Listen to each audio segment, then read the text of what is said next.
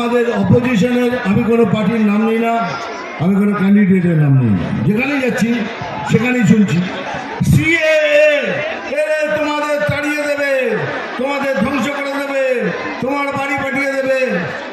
সকাল থেকে সন্ধ্যে অবধি এই পার্টিরা খালি মিথ্যে কথা বলে। এদের মিথ্যে লগ্নে জন্ম আর দুর্নীতি রাশি।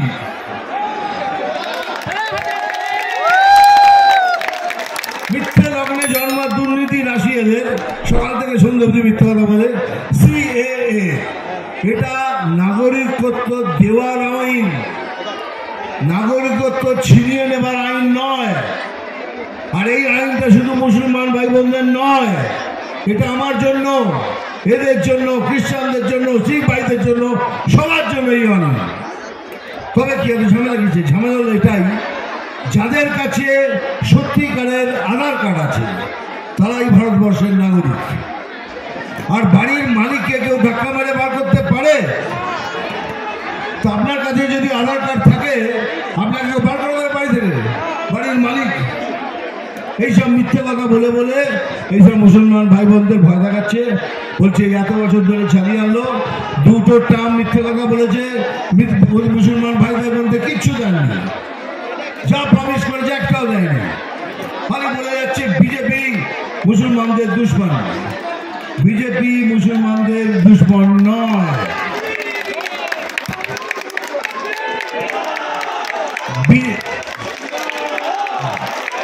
বিজেপি দুশ্মন নয়।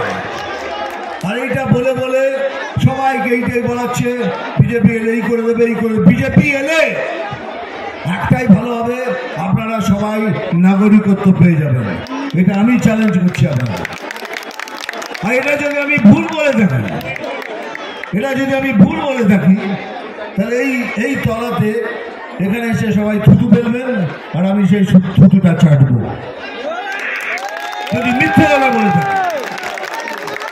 কারোর ক্ষমতা নেই আপনার কাছে আসলি, মানে সত্যিকারের জালি নয়, সত্যিকারের আধার কার্ড থাকলে আপনাকে এই দেশ থেকে বার করে দেবে।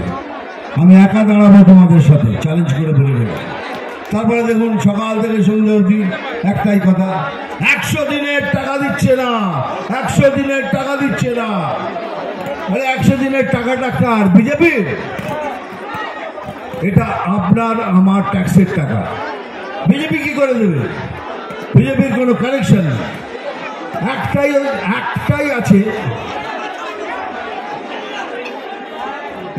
আছে, একটা এজেন্সি আছে, তার নাম হলো ক্যাগ, CAG ক্যাগ। তারা সমস্ত রাজ্যের হিসেব দেখেন। হিসেব পাস হলে পরে তারা লিখে দেন এই রাজ্যে এত টাকা দিন। পশ্চিমবঙ্গের সবকিছু দেখার পর ক্যাগ লিখেছে এদের হিসেব মিলছে না, এদের এখন টাকাটা স্থগিত করা হোক, দেওয়া হবে না। সেই জন্যই 100 দিনের টাকা দেওয়া হচ্ছে। সে তার সাথে বিজেপির কি আছে? সেটা ক্যাগ লিখে দিক, কালকে আমাদের টাকা পেয়ে যাবে। আর এটাও যদি মিথ্যে হয় তাহলে একটা কাজ করুন না, একটা প্রেস কনফারেন্স ডাকুন, ওনাকে বলুন একটা প্রেস কনফারেন্স ডেকে এটা দেখা, এই দেখুন আমরা 100 দিনের হিসেব দিয়ে দিয়েছি, তারপরেও টাকা দিচ্ছে। সেদিন দেখবেন আমি আপনাদের সাথে, আপনি তো আমার নেবেন না, এই অপোজিট ফুটপাতে আপনার সাথে আমিও মিছিল করে যাব, প্রতিবাদ করব কে এখানে টাকা দিন। এইবার তো হিসেব মিলে গেছে, হিসেব দেবেন না, টাকা কোথায় ঘুরিয়ে দিয়েছে। আরে এরা তো বাথরুম পর্যন্ত ছাড়ে না।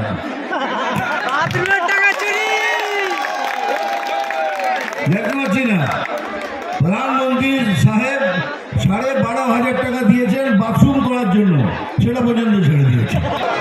সকাল থেকে সন্ধ্যে মিথ্যে। এদের ভোট ব্যাংক বলে নাকি মুসলমান ভাই বোনদের ভোট ব্যাংক। আমি বলছি না, এদের ভোট ব্যাংক হলো কারাপশন, দুর্নীতি। আজকে শেষ হলে কালকে এই সরকার ধাঁ হয়ে যায়। সেই জন্যই এরা চেষ্টা করে সবাইকে দুর্নীতির মধ্যে আনতে, তাই তাদের ভোটটা যেন দুর্নীতি ভোটটা যেন ওদের সাথে থাকে।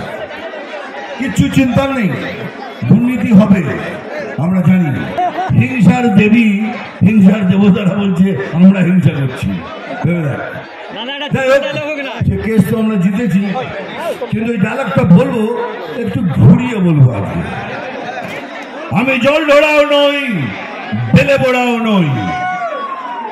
আমি জল ঢোড়াও নই, বেলে বোড়াও নই। আমি এমন একটা সাপ যে গর্ত থেকে ছোট ছোট সাপ বার করি।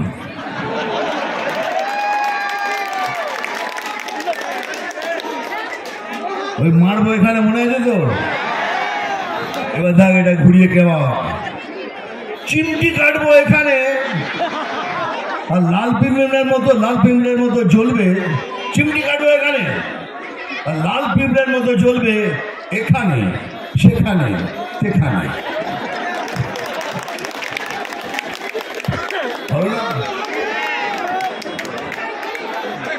কি? হ্যাঁ জানি জানি। নাম তুফান, বছরে 1 বার আসি, এবার প্রত্যেক বছর আসবো